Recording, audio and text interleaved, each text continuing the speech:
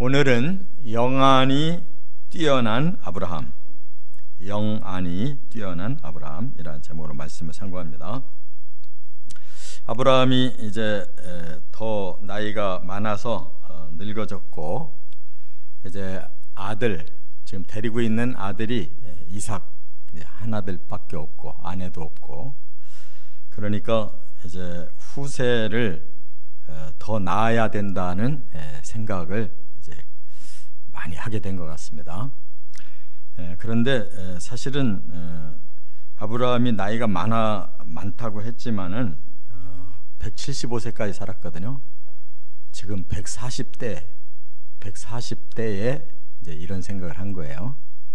그래서 이삭을 결혼시키는 이 해가 이삭이 40살이고 아브라함이 140살이에요.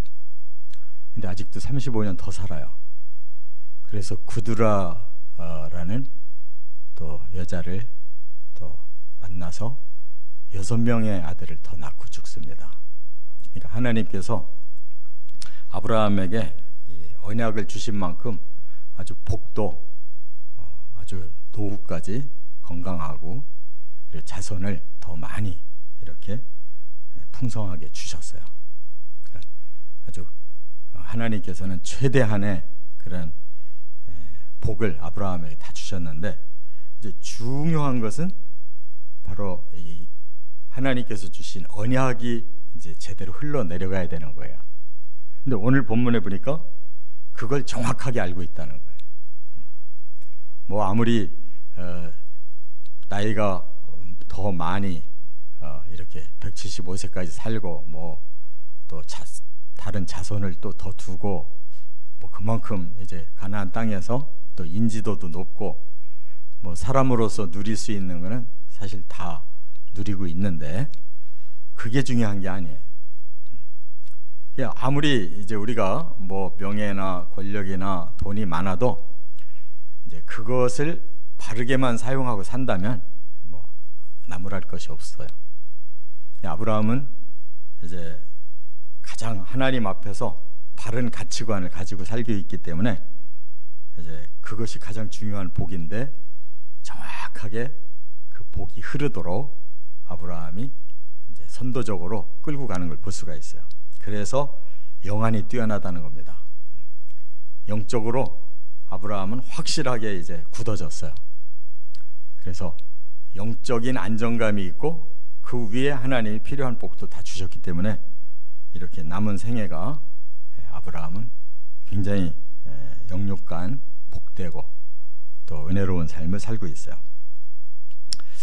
자, 이제 사라가 3년 전에 죽었고 또 이삭은 이제 3년이 더 되니까 이제 40살이 돼서 장가를 꼭 보내야 되겠다라고 생각해서 이제 자기 휘하에 가장 신임을 하고 있는 종을 부릅니다.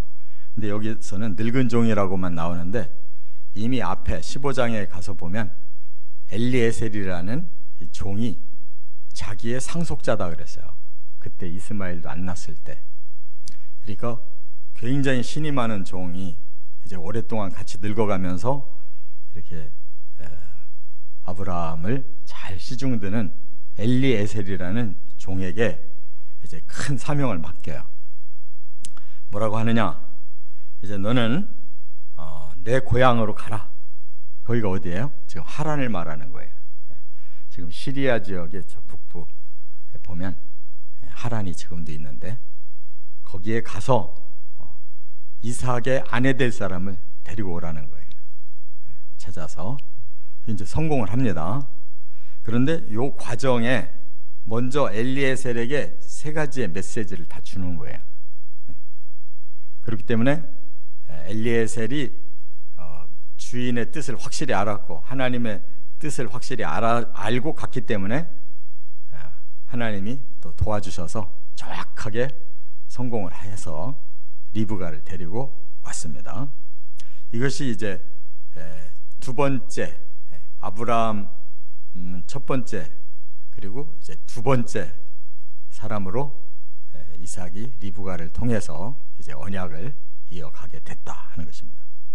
그럼 뭐가 탁월하냐? 3가지가 있어요. 첫째는 1절부터 4절에 보면 영적인 족속의 중요성을 알고 있다는 거예요.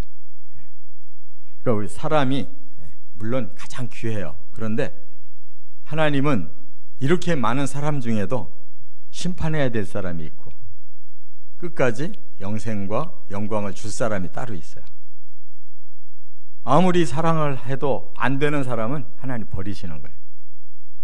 그러니까 이 인류가 이 땅에 수없이 많이 태어나서도 지옥 갈 사람들이 굉장히 많은 거예요.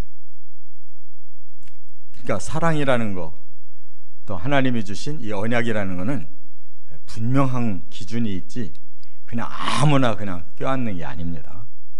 아무리 사랑의 하나님이라도 기준대로 산 사람을 사랑하고 그들을 의롭다고 인정해서 천국 백성 만드는 거예요.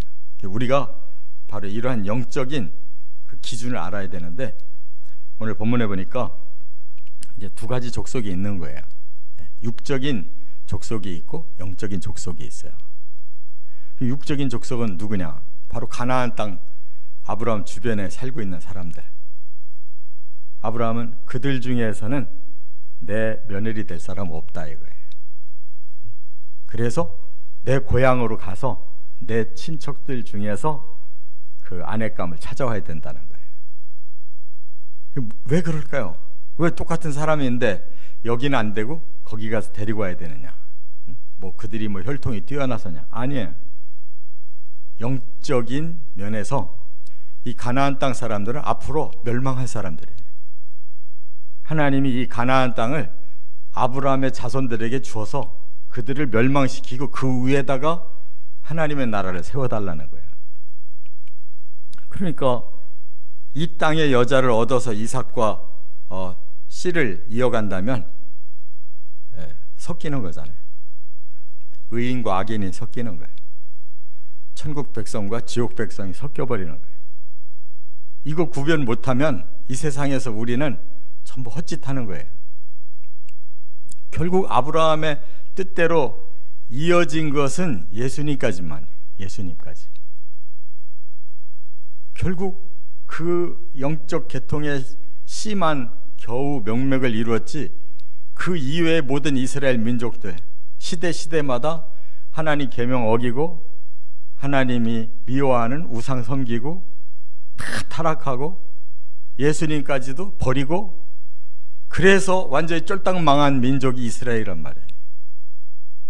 그리고 지금도 세상 이치만 밝아요. 이스라엘 사람들이 자기들이 가진 성경을 버리고 자기 조상들이 준 유전을 지키고 있는 사람들이에요. 하나님을 잘 믿는다고 하는데 항상 삐뚤어져서 믿어요. 이미 메시아를 버린 지가 2000년 됐는데 지금도 메시아는 또 온다는 거야. 이렇게 육의 사람이 되면 안 된단 말이에요. 그 피가 뭐 DNA가 흑인이냐 백인이냐가 중요한 게 아니고 영적인 DNA가 뭐냐. 영적 DNA가 하나님의 백성의 DNA를 가졌냐 사탄의 백성의 DNA를 가졌냐를 구별할 줄 알아야 된다는 거예요. 그래서 가나안 사람들에 대해서는 이미 창세기 9장 26절에 그들은 저주받은 자다. 이미 하나님이 그들을 정리했어요. 그래서 앞으로 이스라엘을 통해서 그들을 쓸어버리고 그 위에 새 나라를 세우겠다는 거예요. 선민의 나라를. 그래서 창세기 15장 16절에도 그들은 심판받을 자들이라고 그랬어요. 그리고 신명기 7장 3절에 가보면 모세가 마지막 백성들 이제 가나안 땅으로 들어가려고 하는 찰나에 설교를 하잖아요. 3번 설교를 해요. 근데 첫 번째 설교에 뭐를 얘기하고 있느냐? 너희들이 들어갈 가나안 땅에 그 족속과는 이스라엘 선민들은 결혼시키면 안 된다 그랬어요. 그렇게 되면 그들의 우상을 섬기고 그들의 악한 풍습을 따르고 그래서 전부 죄짓고 망한다라고 경고해 줬어요. 신명기 7장에.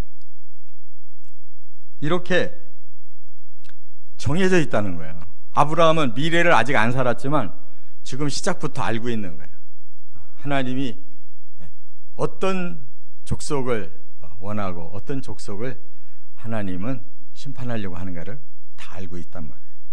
그래서 엘리에셀한테 이 가나안 사람이 안 되기 때문에 내 고향의 족속 중에 데리고 와라, 이렇게 명령을 한 것입니다.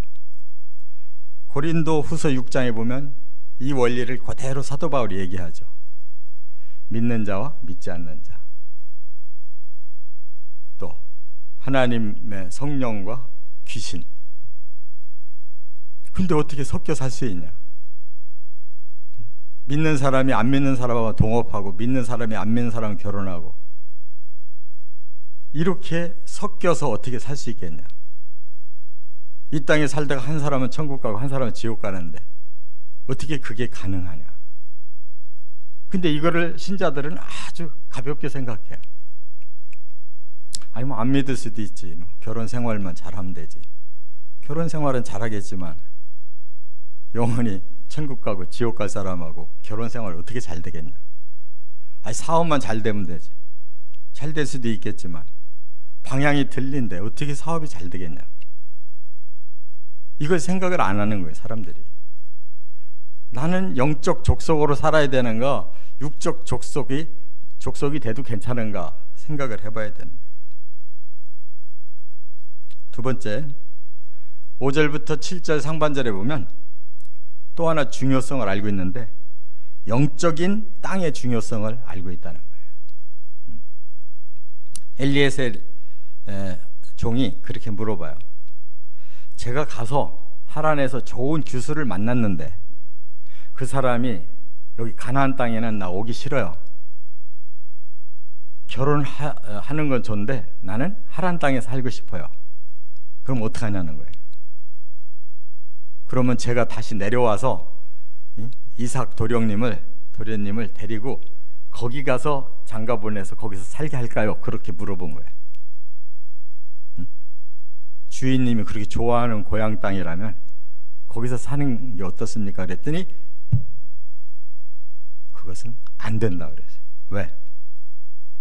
땅은, 여기 땅이 하나님이 주신 복된 땅이라는 거예요. 이 약한 자들을 쓸어내고 앞으로 이 하나님이 주신 이 언약의 복된 땅에서 살아서 번성해져야 된다는 거예요. 하나님 뜻을 이루어야 된다는 거예요. 그래서 그 땅으로 데려가려고 하면 그건 아예 안 해도 된다는 거예요. 이렇게 기준이 분명해요. 근데 겉으로 보세요. 겉으로 보면 하란 땅이 더 좋은 땅이에요. 그 중동 지역 그 지도를 보면요, 그쪽 하란에서부터 이쪽 이렇게 말하자면 이렇게 길게 이렇게 시퍼렇게 이렇게 지도가 되어 있거든요. 거기가 유브라데 강과 티그리스 강이 같이 있는 이 말하자면 곡창지대야. 거기서 살기가 좋은 거예요. 근데 가나안 땅을 보면 불그스름해요. 왜? 전부 광야, 대부분이 광야니까. 뭐 갈릴리 지역이나 좀 시퍼렇지. 그러면 사람 눈으로 보면 아유, 우리 아들 거기 가서 행복하게 살았으면 좋겠어. 그럴 거 아니에요. 그런데 아니라는 거예요. 이리로 데리고 오고 거기서 산다고 하면 그냥 관둬라. 이게 뭘로 봤기 때문에 그러면 영적인 눈으로 봤기 때문에. 그러니까 롯 같은 사람은 육적인 눈을 가지고 보니까 그 지역에서도 소돔 땅 가까이가 도시를 이루고 잘 사는 거예요. 그러니까 그리로 가버렸는데 망했잖아요. 심판당했잖아요. 그러니까 아브라함은 이 땅이 내게는 하나님이 약속한 땅이다. 그게 나에게는 최상의 땅이다. 이렇게 믿은 거란 말이에요. 그러면서 뭐 그렇게 살기가 힘들어졌을 때는 이집트도 갔다가 블레셋도 갔다가, 왜? 사람이니까. 여기 기근 때문에 못 살겠다. 이집트 문명의 세계로, 블레셋 문명의 세계로 가서 얹혀서 살아보려고 했지만 안 되잖아요. 하나님 다시 돌아오게 했잖아요. 그러니까 우리가 어느 땅에 살아야 하나님이 원하시는가를 알고 살아야 되는 거예요. 내 눈으로 쳐다보고 막 좋은 데 찾아 돌아다니는 바쁘면 안 되는 거라고. 내가 신앙생활을 잘할 수 있는 지역이 어딘가를 알고 가야지, 거기 새 아파트다, 거기가 뭐 앞으로 땅값 오른다, 그게 문제가 아닌 거예요. 응? 2시간씩 걸리는 데다가 이사해놓고서 본교회 찾아오겠다고 하는 것들은 잘못된 거란 말이에요. 그럼 거기서 찾아야지, 교회를. 뭘 2시간이나 걸리는 데다 아파트 사놓고서 뭐 때문에 오냐고, 여기를. 그게 육적인 것에 치우친 사람이에요. 나는 아파트가 우선이야, 신앙생활보다. 그런 사람은 그렇게 멀리 떨어져 사는 거야. 한 달에 한 번만 와도 되니까 원례하고 회비만 내려고. 그렇게 신앙생활 하는 사람이 제대로 신앙생활 하겠냐고. 이렇게 중요한 게 뭔가를 알아야 되는데, 그거를 아브라함에 대해서 히브리서 11장 8절부터 10절에 이미 예언이 되어 있어요. 아브라함은 어떤 땅을 선택한 건가를 여기 이렇게 말했어요. 히브리 11장 8절에 믿음으로 아브라함은 부르심을 받았을 때 순종하여 장래 유업으로 받을 땅에 나아갈새 갈 바를 알지 못하고 나갔다.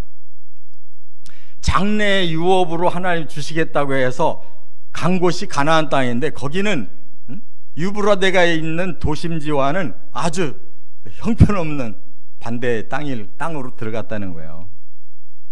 그가 뭐 육적인 복 받으러 간 게 아니기 때문에 장래 유업을 주겠다고 해서 글로 갔다는 거예요. 그 다음에 믿음으로 그가 이방의 땅에 있는 것 같이 약속의 땅에 거류하여 동일한 약속을 유업으로 함께 받은 이삭 및 야곱과 함께 더불어 장막에 거하였으니. 왜 그들이 그렇게 척박한 땅인데도 거기에 3대가 살았느냐? 그것은, 그리고 그들은 장막 짓고 살았대. 장막이 뭐예요? 임시 텐트거든요. 지금도 그런 텐트 치고 이렇게 목축업하는 사람들이 거기 살아요. 그렇게 왜 초라하게 살았느냐? 그거예요. 그것은 더 하나 업그레이드가 돼서 이렇게 해석을 해줬어요. 10절에 이는 그가 하나님이 계획하시고 지으실 터가 있는 저 성을 바랐음이라. 자기 생애는 장막 생활을 해도 좋다. 그러나 이곳이 바로 하나님의 영원한 나라를 예표하는 터고, 궁극적으로 나는 그 영원한 성에 갈 거를 계획했기 때문에 도시 가서 안 살고, 좀 척박한 땅이지만 거기가 하나님이 주신 약속의 땅이라고 믿고 거기서 장막 생활하고 죽었다는 거예요. 그러니까 이런 정신이 있어야 우리가 영적인 땅을 밟고 갈 수가 있는 거예요. 천국까지. 믿습니까? 이 땅만 자꾸 쓰시고 다녀봐야 그 사람이 육적인 눈으로 좋은 곳만 찾아다닌다면 그 사람의 신앙은 점점 죽어지는 거예요. 천국에서 점점 멀어지고, 뭔가는 몇 가지 얻었는지 몰라도 더 두고 봐야지 진짜 얻은 건지. 왜냐하면 우리는 그냥 거주할 집이 필요한 거지, 이 땅에 성이 필요한 게 아니에요. 우리 진짜 성 하나만 있으면 되는 거예요. 할렐루야. 어디가 신앙생활 잘할 수 있느냐를 찾아가는 게, 그게 영적인 땅을 아는 사람이란 말이에요. 세 번째, 7절 하반절부터 9절, 영적인 언약의 중요성을 알았다 하는 거예요. 제일 중요한 거는 하나님의 언약이 제일 중요하다는 거예요. 세상 사람들과 아무리 계약 맺어가지고 잘 사는 것 같아도 그게 중요한 게 아니다. 하나님과의 언약, 거기에 초점 맞추고 사는 게 제일 중요하다. 왜? 그것이 진짜 언약이니까, 진짜 약속이니까. 이 사람들이 이 땅에서 그냥 사람들하고 철석같이 언약 맺고 잘 살아보려다가 망하는 사람 많잖아요. 영적인 언약이 중요한 거예요. 하나님과의 언약은 변하질 않아요. 하나님은 변개치 않으시는 하나님. 한 번 입으로 말씀하면 절대로 배반하지 않고 그대로 지키시는 하나님. 그 언약을 지키려고 그런 거예요. 그래서 여기 7절에 그랬어요. 하늘의 하나님 여호와께서. 이 아브라함의 표현이 얼마나 기가 막혀요. 땅바닥에 사는 사람이 하늘의 하나님이라고 그래요. 항상 하늘을 생각하고 사는 거예요. 하늘의 하나님 여호와께서 나를 내 아버지의 집과 내 고향의 땅에서 떠나게 하시고 말씀하시며 내게 맹세하여 이르시기를 이 땅을 네 씨에게 주리라 하셨으니 그가 그 사자를 너보다 앞서 보내실지라. 이삭에게 짝을 맺게 해주실 하나님은 이미 나에게 너를 앞으로 이 땅에서 살면 내가 너를 보장해 줄게 라고 하나님께서 말씀하신 땅이 여기기 때문에 너 그 아내감을 찾으러 거기 가면 하나님이 사자를 먼저 보내서 다 예비해 놓고 데리고 오게 하실 거야. 이렇게 믿고 있다는 거예요. 그러니까 하나님의 약속을 철석같이 믿는 거예요, 이 사람은. 우리도 그렇게 믿고 가는 거라고. 아시겠어요? 우리도 지금 아무것도 안 보여, 손에 안 잡히는데 이 말씀이 그렇게 우리에게 약속하셨기 때문에 우리는 하나님이 우리를 사자를 호위해서 반드시 거기까지 데리고 가실 거야 라고 믿고 사는 거라고. 이게 언약이라는 거예요. 하나님의 언약, 하늘에 계신 하나님의 언약. 이게 믿어지는 사람은 얼마나 하늘을 향해 살겠냐고. 그래서 진짜로 이 엘리에셀 종이 이제 여기 10절부터 나오잖아요. 거기 올라갔는데 첫 번째로 만난 사람이 누군지 아세요? 리브가를 첫 번째로 만났다니까. 그 하란 지역에 들어가 가지고 이제 잠도 자야 되고 그 곧 아주 힘든 여행을 했잖아요. 그 우물을 찾아갔는데 한 여자가 있는 거예요. 아주 아리따운 여자가 얼마나 친절한지. 그냥 물도 주고 짐승에게도 물 주고, 응? 잘 집이 필요하니까 그냥 자기네 집으로 오시라고 모시고 왔다니까. 그 여자가 알고 보니까 리브가예요. 누가 거기다가 세워놨을까요? 하나님은 그랬잖아요. 내가 너를 보장해 줄게. 이 땅에 이 언약을 네가 지키면 내가 너의 삶을 다 보장해 줄게. 근데 하나님이 언약의 아들 이삭에게 짝을 안 주겠냐? 먼저 가서 하나님 다 예비해 놓으셨을 거야. 이렇게 확신을 하고 있다는 거예요. 그대로 이루어졌잖아요. 여러분, 우리가 천국까지 가는 동안에 미지의 세계가 많이 앞으로 펼쳐질 건데 그때마다 뭘 생각해야 돼요? 하나님 주신 언약, 천국 언약을 생각하고, 그래, 지금은 안 보이지만 조금 더 가면 하나님 나라가 더 가까이 보이게 하나님 우리에게 증거 주실 거예요. 그런 사람이 이제 환난 시대가 오면 깨닫고, 예수님이 오시면 들림 받고, 그리고 예수님과 함께 영적 혼인식을 거두고, 그리고 천국까지 들어가는 관문이 착착착착 열려가는 거야. 그게 영적인 눈으로 보여야 되는 거예요. 그 약속의 그 진짜 동화밧줄이 튼튼한 거를 우리가 붙잡으면 갈수록 더 확증이 생기는 거예요. 이게 신앙생활이란 말이에요. 허상을 붙잡는 게 아니고 하늘에 계신 진리의 하나님이 우리에게 내려주신 동화줄을 붙잡은 거란 말이에요. 할렐루야. 이런 진짜 확신이 있는 사람은 하나님 예비해 주신다는 거예요. 약속해놓고 우리를 내팽개치면 하나님이 가짜지, 성경이 가짜고, 예수님의 모든 말이 다 거짓말이지. 그럴 수가 없잖아요. 우주를 창조하신 하나님, 우리를 위해서 우주를 창조해 주신 하나님, 우리를 위해서 역사를 이렇게 길게 늘어뜨려 가면서 우리까지 구원하려고 지체하시는 하나님이 이제 마지막 때가 얼마 안 남았는데, 이제 그 디데이는 가까워 왔는데 하나님 여기서 배신하시겠냐? 우리는 복받은 사람들이에요.